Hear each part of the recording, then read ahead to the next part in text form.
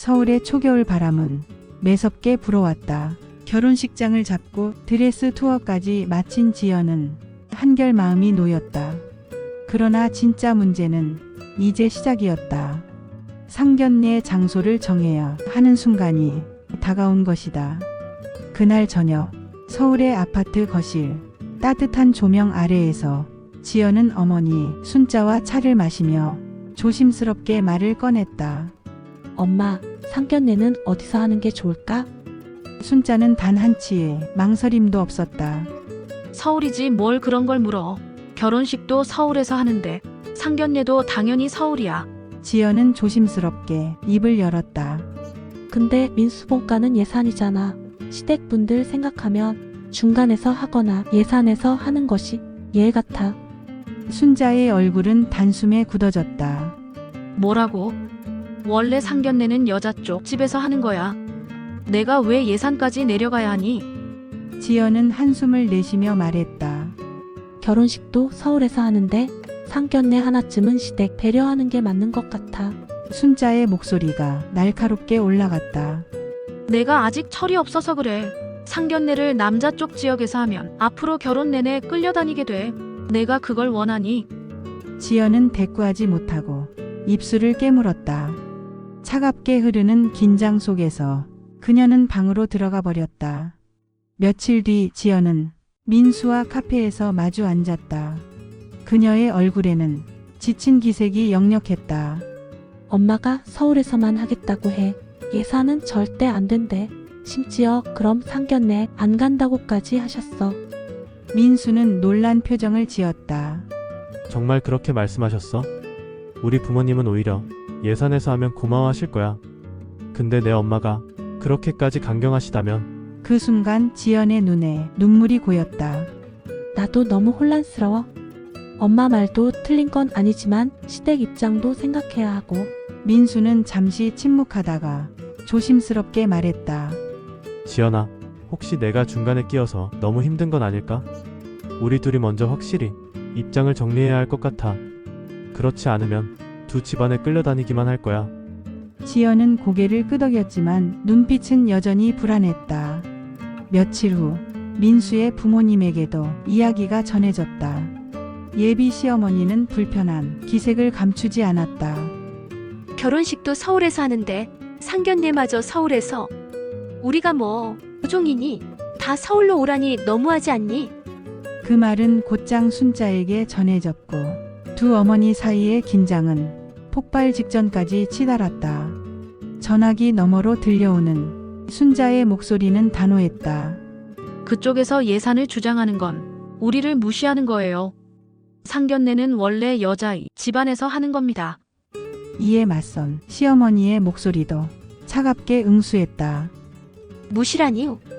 예의 차원에서 말씀드린 겁니다. 결혼식까지 서울에서 하겠다는데 그럼 우리 입장은 어디에 있습니까? 전화는 싸늘하게 끊겼고 두 집안은 완전히 평행선을 그었다. 그날 밤 지연과 민수는 깊은 절망 속에 서로의 손을 꼭 잡았다. 민수야, 이렇게 시작부터 꼬여버리면 우리 결혼 생활 괜찮을까? 민수는 잠시 말을 잇지 못했다. 그의 눈빛에는 사랑과 두려움이 동시에 어렸다. 우리가 더 단단해져야 해. 안 그러면 정말 큰일 나.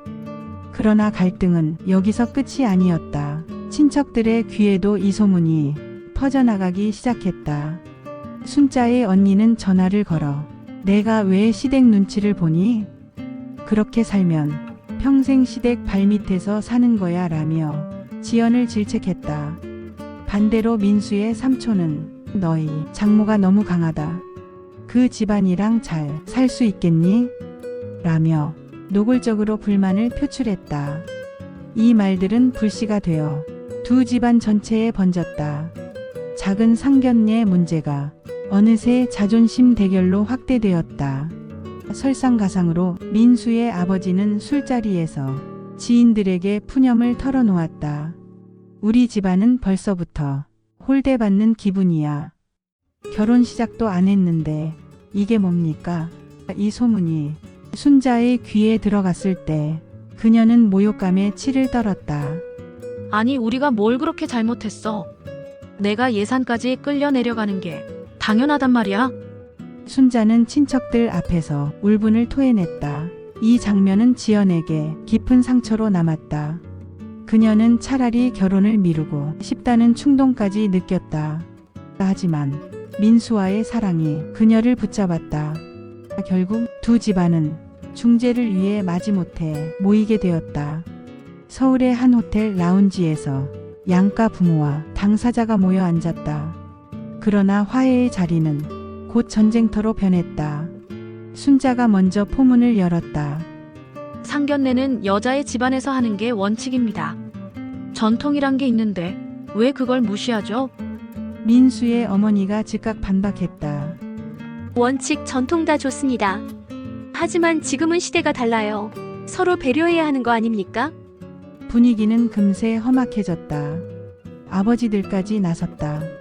민수의 아버지는 이렇게까지 하는 건 우리를 무시하는 겁니다 라고 말했고, 지연의 아버지는 아니, 그럼 우리가 예산까지 가는 게 예의라는 말입니까? 서울에서 하면 안 된다는 겁니까? 라며 맞받아쳤다. 라운지 한복판에서 양가가 목소리를 높이는 동안 지연과 민수는 그저 말없이 서로의 손을 잡을 수밖에 없었다. 그날 이후 지연은 잠을 이루지 못했다. 매일 밤 악몽에 시달리며 결혼이란 게 이렇게 힘든 거였나 라는 회의감에 사로잡혔다. 그녀의 마음은 점점 무너져갔다. 민수 또한 괴로움에 휩싸였다. 그는 친구들에게 우리 집안이랑 장모님 사이에서 내가 다리가 끊어질 것 같다고 털어놓았다. 결혼을 앞두고 느껴야 할 설렘은 온데간데없고 갈등의 무게만이 그들의 어깨를 짓눌렀다. 어느 날 지연은 순자와 크게 부딪혔다. 엄마, 제발 좀 양보해줘. 결혼은 두 집안이 함께 하는 거잖아. 순자는 눈을 치켜드며 말했다.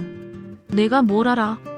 내가 예산까지 끌려 내려가면 평생 시댁 밑에서 살아야 해. 엄마는 너를 그렇게 만들 수 없어. 엄마, 그럼 난 어떻게 해? 민수 부모님은 이미 불만이 쌓였어. 결혼 시작도 전에 이렇게 되면 우리 관계가 무너질 거야. 지연의 목소리는 떨렸고 눈물은 멈추지 않았다. 하지만 순자는 단호했다. 그럼 내 마음대로 해라.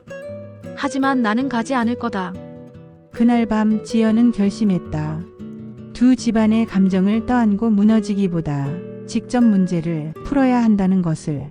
그녀는 민수와 머리를 맞대고 두 집안을 설득하기 위한 새로운 방법을 찾기 시작했다. 지연의 눈에는 더 이상 혼란이 없었다. 이제는 결혼을 지키기 위해 싸워야 한다는 결연함만이 자리했다. 이 이야기는 단순한 상견례 장소 문제를 넘어 체면과 자존심, 그리고 두 집안의 오랜 가치관이 충돌하는 전쟁으로 번져 있었다. 그리고 그 중심에는 사랑하는 두 사람이 있었다. 앞으로 그들이 어떤 선택을 내리느냐에 따라 이 결혼의 운명은 완전히 달라질 수 있었다. 여러분이 결혼을 앞둔 입장이라면 이 예비 부부에게 어떤 현명한 조언을 하시겠습니까? 구독과 댓글로 공유해주세요. 느리게 피는 나이에서 더 좋은 이야기로 찾아뵙겠습니다.